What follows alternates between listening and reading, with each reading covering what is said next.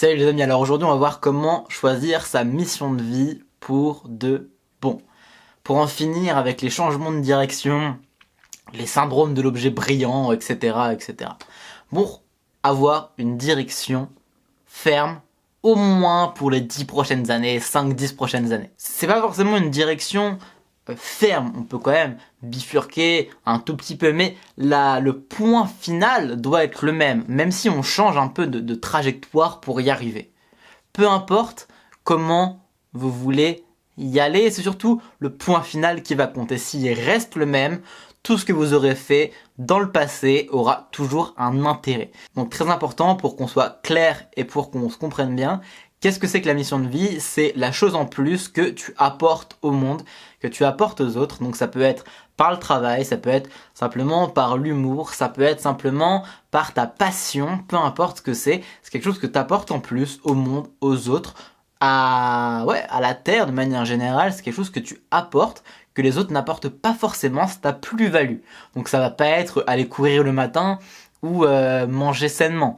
Ça c'est pas vraiment ce que tu vas apporter, même si du coup ça va faire du bien à la terre. Mais c'est quelque chose que tu vas faire vraiment différemment, que tu vas apporter au monde.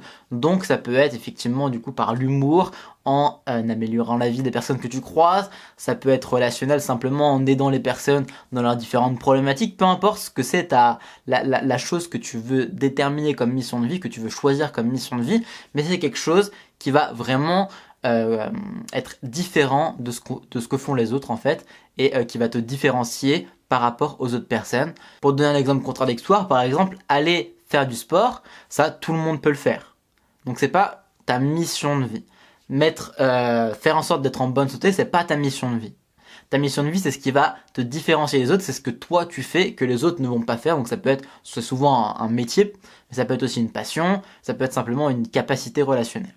Donc, pour déterminer cette mission de vie, il faut déjà déterminer 5 compétences. Je te propose en tout cas de déterminer 5 compétences que tu possèdes et que les autres n'ont pas, ou en tout cas 5 compétences, que ce soit relationnelles, d'expertise, que ce soit stratégique peut-être, ou de mémorisation, peu importe la compétence que tu détermines, peu importe les 5 compétences que tu détermines, ça peut être dans plein de domaines différents, mais détermine 5 compétences qui peuvent te caractériser et où tu es meilleur en fait que la plupart des gens.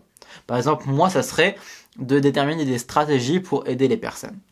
Ça, de manière générale, j'arrive bien à avoir un point de vue global sur les choses. Donc je peux facilement déterminer des stratégies pour mettre en place des actions et pour arriver à un objectif donné, un gros objectif donné. J'arrive très facilement à déterminer des bonnes stratégies. Ça c'est ma compétence principale. Je vous en parlerai à la fin pour voir moi ce que c'est ma mission de vie par rapport à ça. Une de mes missions de vie en tout cas. Une fois que vous avez fait ça, une fois que vous avez déterminé les 5 compétences qui vous différencient des autres personnes et sur lesquelles vous êtes un peu meilleur que la plupart des gens, déterminez 5 choses que vous avez faites dans votre passé où vous êtes senti vraiment épanoui, où vous avez vraiment pleinement vécu l'action et vous avez vraiment été à fond dans l'action. Presque vous êtes perdu hors du temps. Si vous avez eu cette sensation de ne plus ressentir le temps pendant l'action, donc si vous avez utilisé par exemple l'expression « j'ai pas vu le temps passer », bah c'est vraiment un super indicateur pour vous dire que c'est une des 5 actions qui peuvent rentrer dans cette catégorie-là.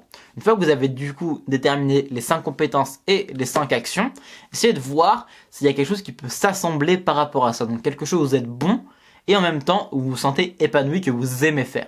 Si vous avez déterminé quelque chose qui rentre bien en osmose entre ces deux choses-là, testez, essayez de déterminer un maximum de choses, testez. Et si vous n'arrivez pas à trouver des actions que vous kiffez vraiment, testez de nouvelles actions. Si vous n'avez pas du coup bien déterminé la compétence, essayez de nouvelles compétences à tester. Et vous allez, l'important ça va être du coup de déterminer l'osmose entre l'action et ce dans quoi vous êtes bon. Et si vous voulez aller un peu plus loin, je vous invite à regarder un peu le schéma de l'ikigai pour déterminer plus précisément encore votre mission de vie, mais déterminer les 5 points qui sont les plus cohérents dans l'action et dans la compétence. Ça va vraiment être la base pour aller plus loin. Et si vous n'avez pas encore l'expérience assez d'expérience pour déterminer 5, tester de nouvelles choses. Parce que si vous avez pas 5 possibilités, c'est quand même assez réducteur. Donc essayez d'avoir vraiment ces 5 opportunités, ces 5 possibilités de compétences et d'action. Par exemple, moi, une des choses que j'ai déterminées, c'est que je suis bon du coup en stratégie. Et du coup, une des choses que j'ai pu poser par rapport à ça, ça va être du coup de déterminer des programmes pour les personnes qui ont un problème bien déterminé et qui veulent le résoudre, principalement du coup en termes d'intelligence mentale. Du coup, ça va être intelligence émotionnelle et sur des programmes d'intelligence, on va dire rationnelle. Voilà, donc si vous voulez aller plus loin et en parler avec moi de tout ça en session stratégique ou avec mon équipe, je vous laisse un lien juste en dessous pour prendre une session stratégique de 30 minutes avec nous. En tout cas, n'oubliez pas que la transformation découle de l'action, donc agissez, c'était Gotha, à demain, ciao.